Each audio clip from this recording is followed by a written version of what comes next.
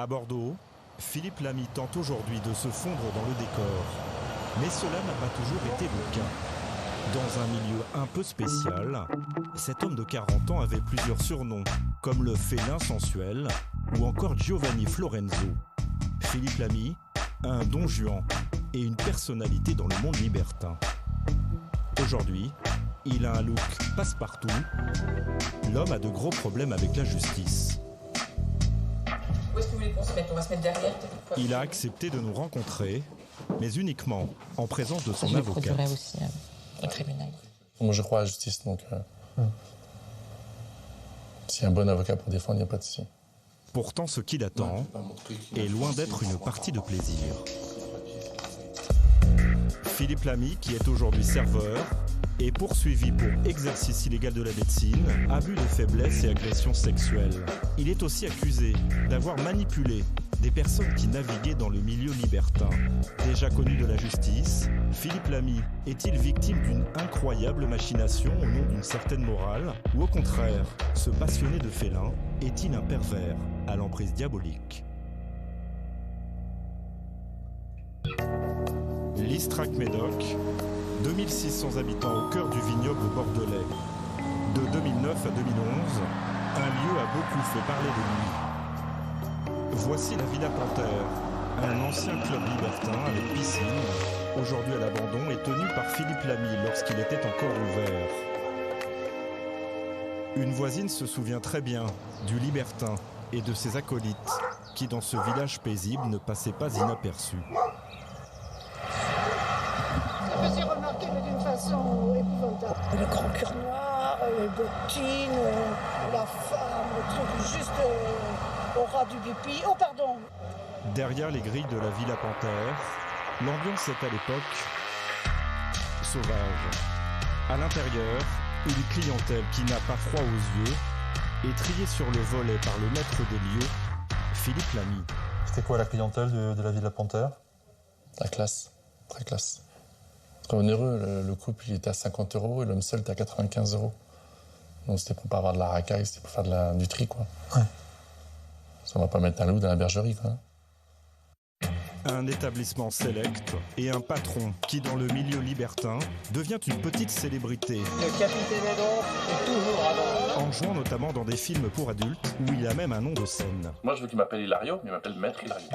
Il m'appelle comme ça parce que c'est eux qui le veulent, c'est pas moi qui l'oblige. C'est juste dans ma villa, on me dit maître, mais dehors, ils disent maître. Maître Hilario décide de tout. C'est le maître. Et Maître Hilario va prendre son rôle très au sérieux. La Villa Panthère se transforme progressivement en lieu de culte où l'homme aurait exercé une certaine emprise presque diabolique sur les gens. Maître Hilario décide de tout. À 600 km du vignoble bordelais, dans la Drôme, une jeune femme reste encore très marquée par sa rencontre avec Maître Hilario, alias Philippe Lamy. Nous l'appellerons Alice, elle veut rester anonyme. Pendant 2 ans, elle a fréquenté l'homme et la Villa Panthère, où il se passait des choses étranges. Il le disait ouvertement qu'il était en communication avec son père qui était décédé et qui communiquait avec l'au-delà.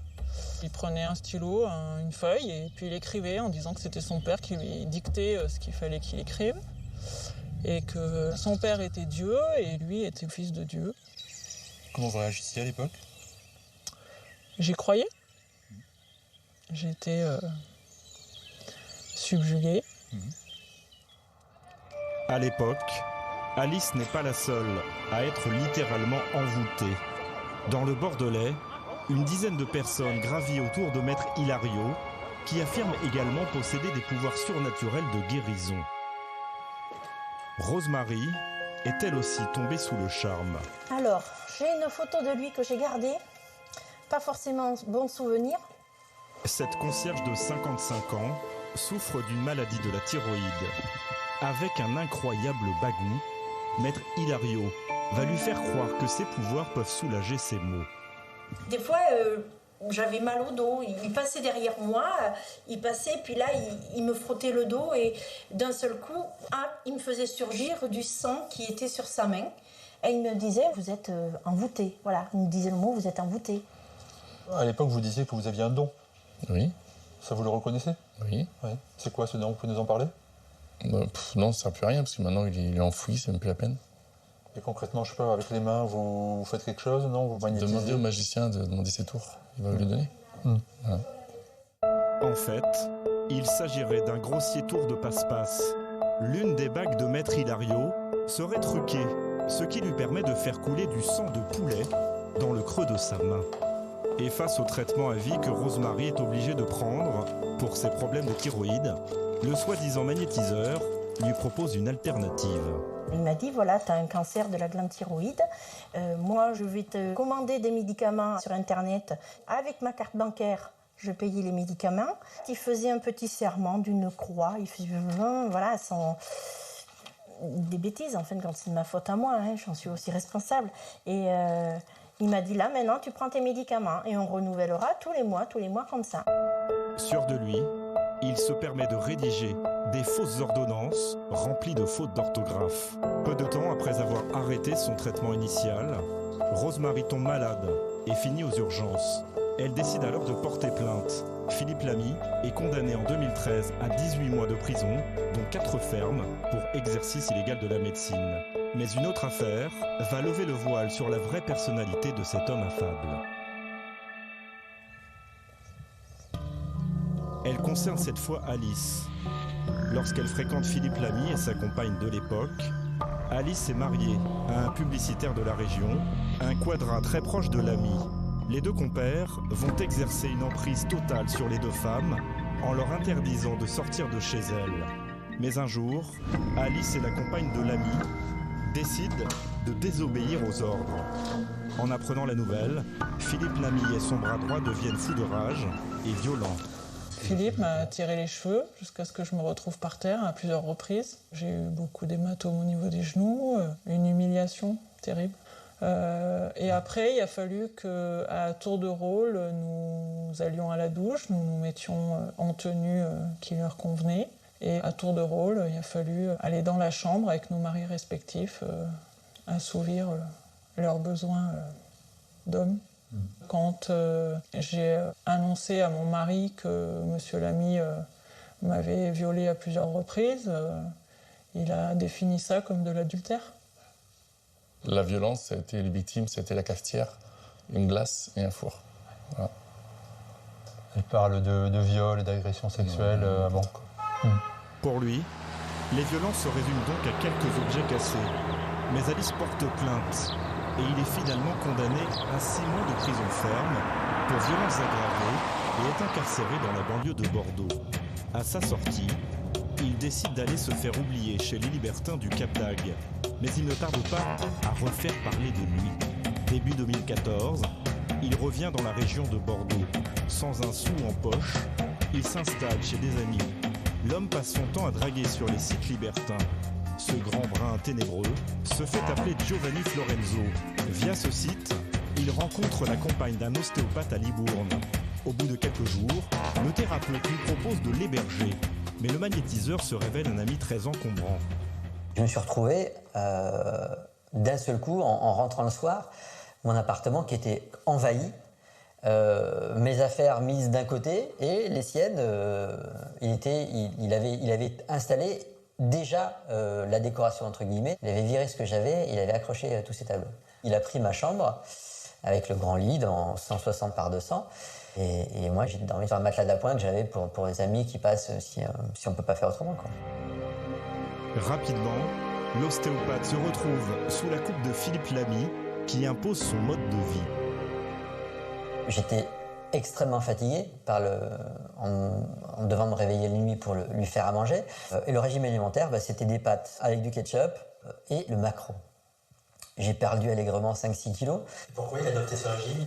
J'en ai aucune idée. Je crois juste que c'est ça qu'il aimait manger et qu'il avait décrété que c'était ce qu'il fallait manger pour avoir les idées claires, entre guillemets. Mais selon l'ostéopathe, Philippe Lamy aurait renoué avec ses vieux démons. Il se serait servi du thérapeute pour vendre des compléments alimentaires à des malades. Ce sont des gélules qui étaient censées leur permettre de retrouver une meilleure santé. Il magnétisait en mettant ses mains autour. Et puis 2 secondes et c'est bon, c'est magnétisé. Il ne voyait aucun patient.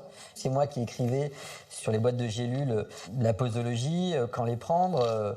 Je faisais payer une consultation, 55 €. Je reversais la moitié de cet argent à l'ami. J'y croyais tellement que je voulais vraiment que mes patients puissent être guéris, parce que j'étais persuadé que la médecine pouvait rien pour eux à ce moment-là. L'ostéopathe de Libourne va vendre aussi des gélules magnétisées à la dernière compagne de Philippe Lamy. Elle est suivie à l'hôpital pour un cancer de la thyroïde. Philippe Lamy lui aurait demandé d'arrêter son traitement pour prendre ces fameuses gélules. Tombée sous le charme du magnétiseur, cette jeune femme coupe les ponts avec sa famille et met en vente sa maison. Les gendarmes sont très vite alertés par les parents de la jeune femme. Très inquiets, ils portent plainte. Une enquête est ouverte. Cette jeune femme, encore sous le choc, n'a pas souhaité être interviewée. Éric Boza, psychologue, l'a rencontré. Cet expert judiciaire est spécialiste des phénomènes sectaires. Il a recueilli le témoignage de cette jeune femme qui se dit traumatisée par Philippe Lamy. Il travaille de nuit à l'époque et quand il rentre à minuit, 1h du matin, il faut que sa compagne se lève, en effet fasse la cuisine et une relation sexuelle, et puis on refait un peu de cuisine, on en a une autre, et puis la victime se couche à 5h du matin épuisée, elle doit se relever pour aller travailler, et puis elle va vers la mort. Je veux dire, c'est impossible. L'ami, il décide, je veux. L'ami, c'est, comme on dirait en psychanalyse, le principe de plaisir. C'est tout de suite. La compagne de Philippe Lamy affirme avoir été forcée à des pratiques sadomasochistes et à des jeux sexuels de plus en plus pervers avec des inconnus. C'est vrai que l'ami dit, voilà, il y a quelqu'un, donc il demande à sa compagne de faire une fellation à un gars sur une autoroute, quoi. Donc là, elle le fait. Et elle le fait, enfin, je veux dire, là, on est vraiment dans quelque chose de terrible. C'est la surenchère. Ces pratiques sexuelles ont été décrites par 2 autres compagnes du magnétiseur. Elles ont d'ailleurs porté plainte contre lui pour agression sexuelle, des accusations qu'il conteste. Tout ce que j'ai fait avec les femmes, j'ai jamais forcé, j'ai jamais... C'était leur bon vouloir. Les amener sur des aires de repos d'autoroute, c'était pas votre idée? C'est leur fantasme, ça. C'est tout. C'était pas le vôtre? Non, mais c'est leur faire plaisir, c'est tout. Aujourd'hui, Daniel Picotin défend 3 ex-compagnes de Philippe Lamy et l'ostéopathe. Selon cet avocat, il aurait trouvé le bon filon pour vivre au crochet des autres. Il ne sait rien faire d'autre, hein. Et puis c'est une vie quand même assez facile. On n'a pas fait d'études, on arrive à gagner des milliers d'euros avec des pots de palampampa. On a du sexe à gogo, toutes les filles, d'échangisme, etc. Voilà, il est comme un maître. Quand il vous rencontre, il va scanner chez vous ce que peuvent être vos faiblesses. Et ce phénomène est assez extraordinaire puisqu'il peut faire ça en 5 minutes chrono. Le problème, c'est qu'à partir du moment où la personne est passée son prise mentale, elle n'a plus le choix. Elle n'est plus libre de ses agir. Donc très rapidement, si vous voulez, la notion de consentement est abolie.